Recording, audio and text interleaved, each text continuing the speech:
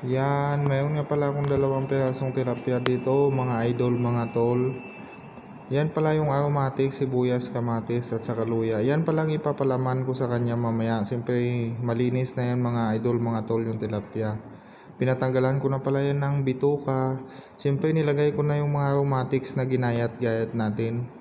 Yan palang magpapalasa mga tol, mga idol, for today's video. Yan na palang ulam namin ngayon, inihaw. Siyempre nagki-cravings ako ng inihaw.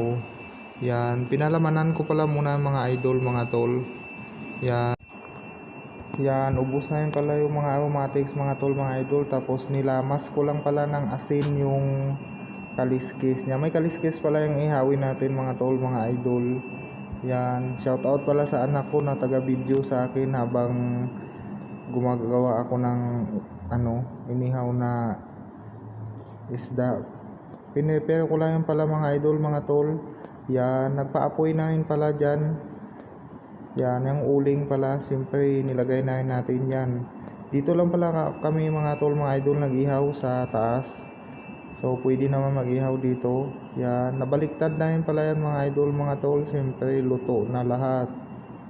Yan na siya, siyempre may sausawan yan, toyo, mansi na may sili. Hanggang dito na lang.